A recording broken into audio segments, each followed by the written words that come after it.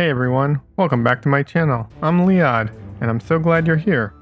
Today, we're diving into the light piece of this week's mini-series, a 9x12 oil painting on ABS.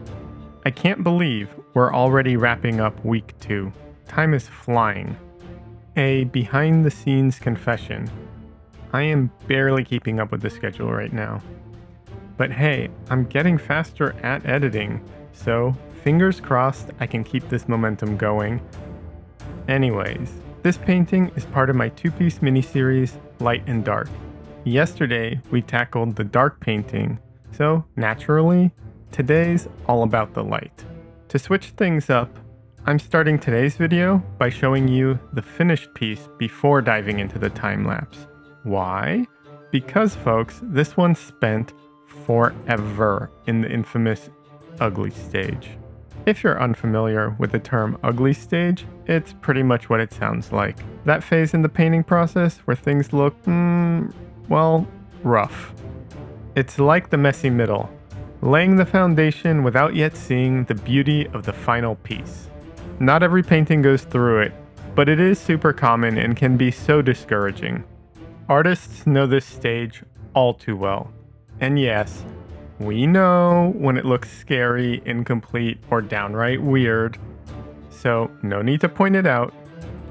Critiquing a work in progress is tricky unless you're in a teacher-student scenario where that's the whole point. What's really tough though is when artists struggle to move past the ugly stage. That's when confidence takes a hit.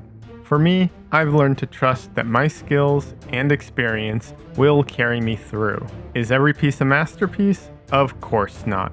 But I know the ugly stage is just a step towards something beautiful. If you find yourself stuck in this phase, know this, it's a skill issue. But I say that as a positive. That's a good thing, because skills can be learned and developed.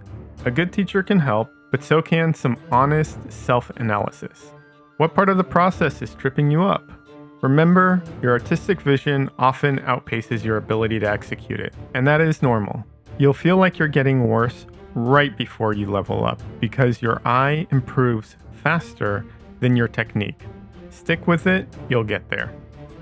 Funny enough, I find compliments during the process more nerve-wracking than criticism. Has this ever happened to you? Someone praises your work in progress, and suddenly you're terrified to mess it up? That fear can hold you back, making you overthink your choices and second-guessing the decision-making that got you to that stage. I still love compliments, but now I take them in and then let them go while I focus on finishing the piece. So, back to today's painting. It lingered in the ugly stage way longer than usual. Why? It all came down to how I started. Normally, I don't sketch much anymore. I block in shapes and colors instead. It's faster and usually works great. But for this high-key piece, with its compressed light areas, everything blurred together, and the dark areas don't give you a good sense of form, making it tricky to anchor the facial features. In hindsight, sketching would have saved me so much time and frustration. Lesson learned, something to keep in mind for next time. The hair was another challenge. Beautiful, yes, but so detailed. It's one of those situations where you could spend days painting the hair. Instead, I focused on simplifying it into big shapes, a technique that's super handy for painting complex subjects like trees, clouds, or bushes. In the end, I'm really proud of how this turned out.